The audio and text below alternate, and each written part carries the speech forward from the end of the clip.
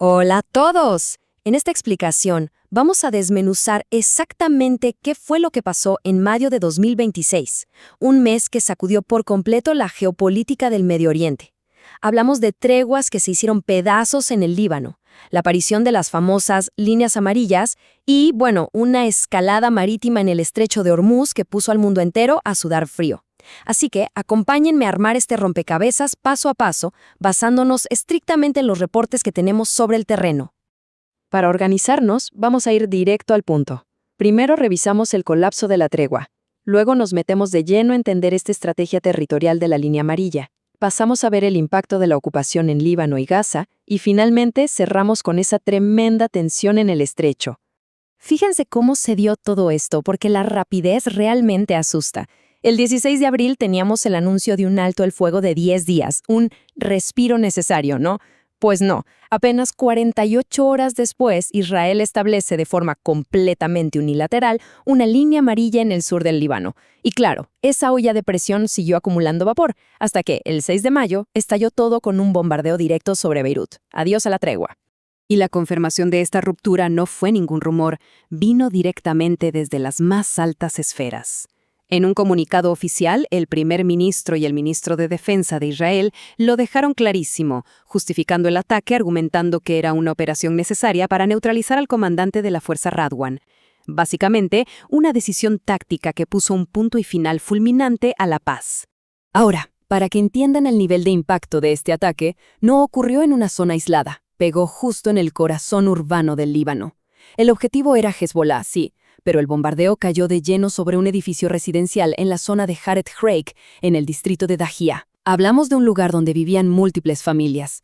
Como se imaginarán, esto desató un caos total y obligó a lanzar operaciones de rescate inmediatas buscando sobrevivientes entre los escombros de la capital.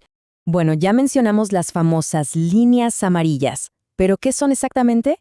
Oficialmente nos dicen que es una zona de amortiguación, un perímetro de seguridad trazado unilateralmente para separar a las tropas israelíes de la población civil. Suena muy técnico, ¿verdad? Pero en la práctica, los analistas nos muestran que funciona como un mecanismo brutalmente efectivo para tomar y consolidar el control territorial sobre áreas que antes eran soberanas. Y para poner esto en perspectiva, hablemos de la escala de todo esto. Más de 50. Ese es el número de aldeas fronterizas en el sur del Líbano a las que se les aplicó esta medida. A todos los residentes de estas comunidades se les dio una orden tajante. No pueden regresar a sus casas. Es un cambio demográfico masivo que vació a comunidades enteras literalmente de la noche a la mañana. Y el costo humano, la verdad es que la cifra vuela a la cabeza. Hablamos de 1.2 millones de personas. 1.2 millones de desplazados masivamente dentro del propio Líbano, tratando de huir del avance de este perímetro de seguridad. Imagínense a la población de una ciudad entera, empacando lo que pueden y corriendo. Se han convertido en el reflejo más crudo y visible de esta estrategia militar. Lo interesante, y a la vez súper preocupante, es cómo esta misma estrategia se adapta dependiendo del frente. Miren esto. En el Líbano, la línea amarilla es física. Empuja a los civiles hacia el norte del río Litani a través de órdenes de evacuación masivas. Pero en Gaza, el modelo es distinto. Ahí opera más como una frontera invisible impuesta desde adentro, marcada por la continua demolición de infraestructura y viviendas. Y ojo, demoliciones que no pararon ni un solo día, incluso cuando supuestamente había cese al fuego. Y sobre este punto, hay una frase del investigador Eyal Weizman del grupo Forensic Architecture que da justo en el clavo. Él dice que convirtieron las ciudades en un paisaje, usando la destrucción para crear una topografía artificial. O sea, la destrucción de edificios no es un simple daño colateral, es una táctica totalmente deliberada.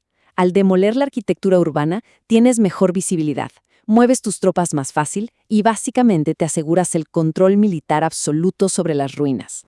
Y cuando juntas todas estas piezas, las intenciones a largo plazo saltan a la vista. En Gaza se ha reportado el rechazo a los planes de reconstrucción de Estados Unidos y se habla abiertamente de imponer una administración militar permanente. ¿Quieren más contexto? Miremos a Cisjordania. A principios de 2024 se expropiaron 39 kilómetros cuadrados de tierra palestina. Es una barbaridad, la cifra más grande registrada en décadas, lo que evidencia un esfuerzo enorme consolidado de adquisición de territorios. Pero esperen, porque si pensaban que todo esto se quedaba contenido en tierra firme, Para nada. A cientos de kilómetros de ahí, toda esta tensión regional se desbordó y cayó directo en una de las rutas comerciales más críticas del planeta, el Estrecho de Hormuz.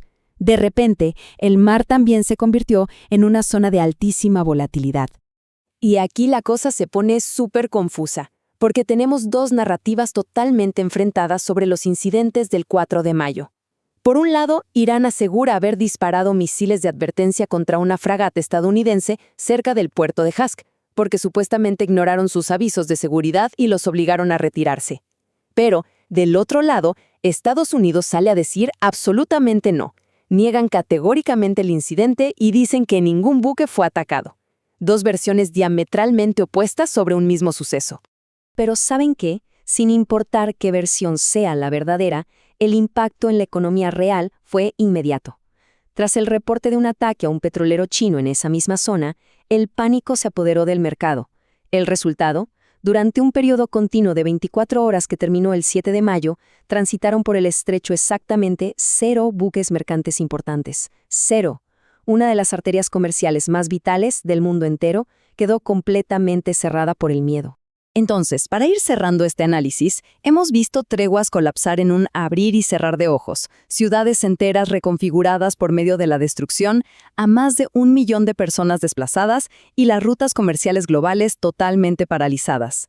Ante este nivel de extrema volatilidad, la pregunta inevitable que nos tenemos que hacer, y que les dejo a ustedes para pensar, es: ¿estamos viendo episodios pasajeros de un conflicto que se puede resolver?